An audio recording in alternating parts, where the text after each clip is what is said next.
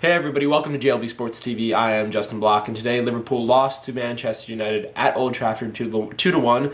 There are a lot of talking points of the game, so let's get right into it. Now, going into the game, we had a couple questions, mainly in defense and in midfield. With Jose Enrique out, we were wondering, who would start at the back four? Would Glenn Johnson slide over to left back, and would Wisdom play right back, or would Downing play left back and Glenn Johnson play right back? Clearly, Brendan Rodgers favors Andre Wisdom at right back over Downing starting at left back. I would agree with him there.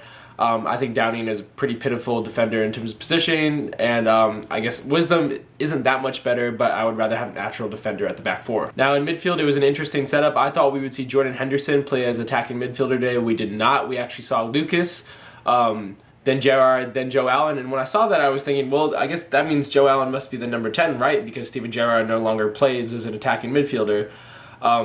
I don't really want to see Joe Allen playing attacking mid. I don't think that's a position suited for him. We've seen him play more in Lucas's role as a holding midfielder this season, and I'm not sure how good he is going forward, and it didn't turn out so well. But basically, it was a very defensive setup, and also we did not see Daniel Sturridge start. I assumed he wasn't fit and 100% match ready to be thrown to the Wolves against United. But honestly, with that midfield three, you're going to have a flat midfield. You're not going to really have any attacking edge or emphasis. You're not going to have guys really dodging forward. That's not really Joe Allen's game, and Steven Gerrard only really gets forward when necessary at this point of his career. So it's a defensive setup, and that is not the way to go about attacking Manchester United at Old Trafford. With United, we all know that there are goals to be had in United-Liverpool games, and the way that everything was set up for Liverpool, it seemed very defensive, very holding, and really tentative from Brendan Rodgers' team. And my fears came to light in the first half. They were just as bad as I thought given the starting lineup. Really top to bottom, from Reina all the way up to Suarez in attack. Everybody just didn't seem together. It was like they hadn't even practiced together all week. It was really that bad of a performance. Everybody was discombobulated. Nobody was on the same page, and everybody was signaling out Joe Allen on Twitter. Yes, Joe Allen was really bad. He was really, really, really bad, but so was the rest of the team. You really just can't pin it on one player. It's unfair to scapegoat him when Steven Gerrard and the rest of the starting 11 isn't performing up to standard either. Joe Allen is bad, and he honestly probably shouldn't have even been starting this game, to be honest. He's been out of form for about a month so. He had a brilliant run from August to December, and you guys all know how much I value Joe Allen as a player. But at this point, with Lucas back and Gerrard now a holding midfielder, and Jordan Henderson showing the ability that he can play the position that Liverpool originally signed him to play, which is attacking midfielder number 10, pretty well, as we've seen in recent weeks, there's really no need for Joe Allen to be inside when Lucas is already there, and Gerrard is already playing as a holding midfielder. So yeah, it probably should have been Lucas, Gerrard, and then Jordan Henderson playing at that number 10 role today. Now, the lack of fight or cutting edge or tenaciousness, whatever you want to call it, was honestly really surprising for me, even given the setup. It was a defensive setup, but that doesn't excuse the lack of fight and the overall tangible and obvious lack of will. This is a team that 8 of the 10 players are still holdovers from the Rafa, Hodgson, from older eras. These are veteran Liverpool players that have all beaten United before. Only Andre Wisdom, Joe Allen, and Raheem Sterling have never played United at Old Trafford or beaten United before. So this is a veteran team that knows success, knows what it's like to win under Rafa. And this was honestly shocking that they would come out this flat and that the veterans would really play this poorly. Now, going into the second half, Liverpool were, of course, down 1-0 from the RVP goal. And Brendan Rodgers, it was clear that he had to make a change. Sturridge needed to come on. We needed some attacking fight. And over the course of the season, Brendan Rodgers has made those changes and has shown a willingness, unlike past managers who have been stubborn and not really made correct substitutions.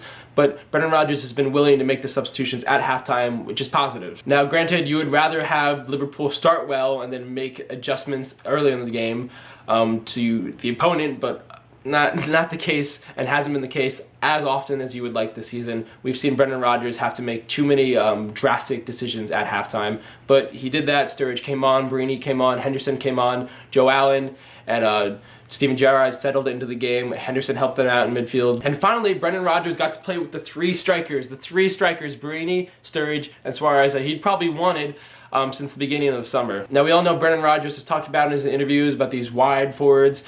And yeah, Brendan Rodgers wants to play 3 strikers up top. He doesn't really want to play with any traditional wingers. He judges the fullbacks to really get forward and to provide that with, and he wants to see the wide forwards cutting in and getting into the box and really interchanging and creating for each other and getting off shots. And that's what we saw more of when Barini, Sturridge, and Suarez finally came on. I would not be surprised to see all three of them start next week against Norwich. I was really encouraged by the signs of understanding between Suarez and Sturridge. That should be a lethal strike partnership. Daniel Sturridge's goal was well taken. De Gea probably could have done better with getting it away, but that was a very Coutsian or Maxian goal from Daniel Sturridge. Liverpool really haven't had a player that has a nose around goal like that, and especially a player that has a nose for goal like that with pace. Daniel Sturridge provides just that. All in all, the second half was much improved from Liverpool, and you could probably say that maybe deserved the goal that they got. But in no way imaginable did they deserve a result. You can't not show up against Manchester United for a whole half at Old Trafford and expect a result. You can maybe say that Sturridge was unlucky to not grab a brace and draw things level. He sort of scoffed an open shot right over the net. But again, you could also probably say that Liverpool were very fortunate to even be in that position to nab a goal back and get a result, considering that Manchester United kind of wilted under pressure. If you're a United fan, you cannot be happy that Liverpool were not put to the sword early, especially after going 2-0 up early in the second half. And especially when that 2-0 advantage comes at home. Liverpool did well in the past, I'd say 15 to 25 minutes to really get intense pressure on United and really get that goal. Anyway, this was a fair and correct result for Liverpool against a team that's honestly the best in the Premier League right now. Head and shoulders the best. Liverpool of Norwich next week, followed by some difficult clashes against City and Arsenal. So a little bit of a rough stretch for Liverpool coming up, but the way that Luis Suarez plays against Norwich, we can probably expect 3 points next weekend. Again, I'm very encouraged by Daniel Sturridge. He has a nose for goal, he has a pace. Luis Suarez finally has somebody that can really cut in, get to goal, and he can really create for. So this should all be interesting to see where Barini, Sturridge, and Suarez all fit within that front three. But I have a feeling that by the end of the season, Daniel Sturridge will make that £12 million price tag look a little bit of a bargain, especially if he can nab all these goals. He's already got 2, and I wouldn't be surprised if he gets to maybe 10 total goals for Liverpool by the end of this campaign. So that's all for today of JLB Sports TV. I am Justin Block, and your thoughts on the United match down below. And I actually have a question for you guys that my good friend Greg Vazone, you've seen him in the past videos of LCTV USA, presented to me. Should Brendan Rodgers had made the Sturridge and Henderson and Barini changes earlier in the game, maybe in the 30th minute as opposed to halftime, do you think that would have made a difference given the fact that Liverpool were playing so poorly for the first 30 minutes and things clearly were not working out? So should Brendan Rodgers had made a change earlier, and do you think that would have really affected the scoreline? Let me know in the comments down below. YWA guys, see you next week.